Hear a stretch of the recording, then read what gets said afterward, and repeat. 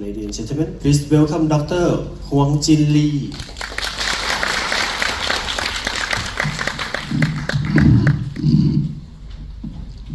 Hello. Oops. Hello, my name is Hyungjin Lee, and I am honored to participate in the 2026 Iccgc conference and to give this 5-minute talk on the youth panel. Although I feel I am much too old to be speaking on this panel. But I was once young, like all of you, and had a wonderful time this morning working with high school and college students in the youth panel. So I will try to tap into that spirit of youth that is still within me and speak from that perspective. I remember when I turned 20 and entered college in 1998, a long time ago. Some of my seniors came to me and asked me to join the student movement. Korea has a long history of young people transforming society. Young people were leaders and major participants in the March 1st independence movement in 1919 during the colonial era and the April Revolution of 1960 and the democratization movement of 1987. So however, by the early 1990s, the student movement had reached its peak. By the time I entered college in 1998, it had largely lost its voice and influence among young people. Democratization in 1987 had brought greater prosperity and freedom to civil society, along with increasing cultural sophistication. Young people were becoming less interested in solving social problems through political movements and more immersed in the cultural changes that were unfolding around them. So when my seniors asked me to join the student movement, I said, I don't think I can participate. I don't think student protests can change the world.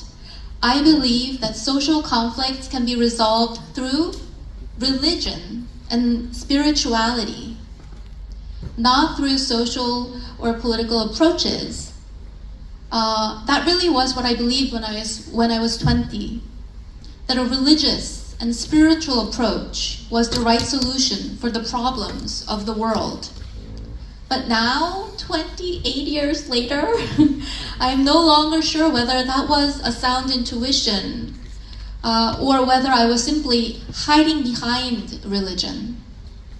And I am now more than twice the age I was then, and yet we're living in a time when there are more wars, more spiritual deprivation, and a holy crisis that affects all of humanity.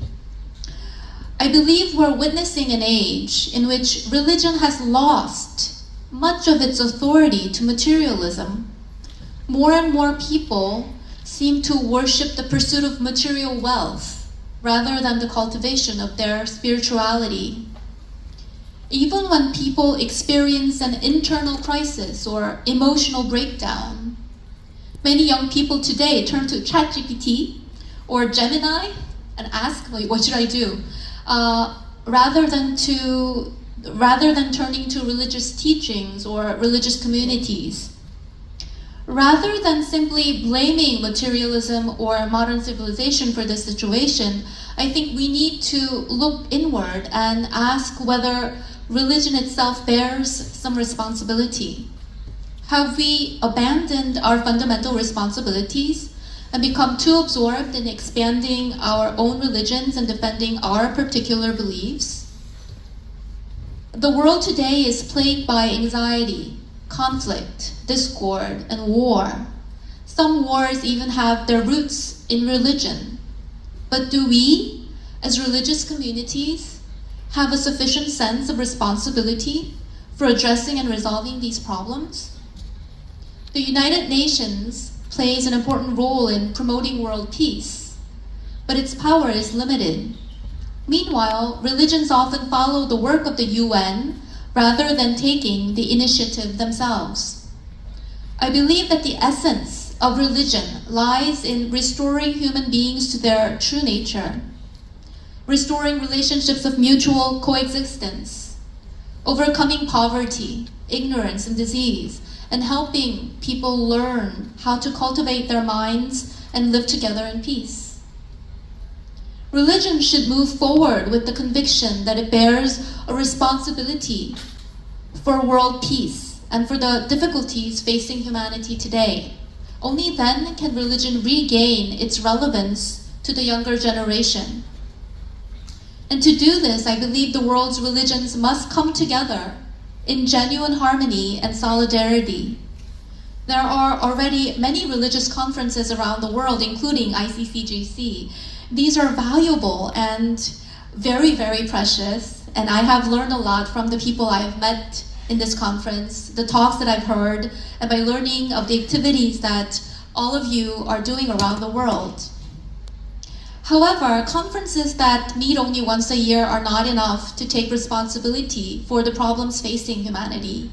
We need religious leaders and representatives from different traditions to meet regularly and always, not simply to talk about religion, but to address the spiritual anxiety, conflict, war, poverty, ignorance, and disease affecting humanity.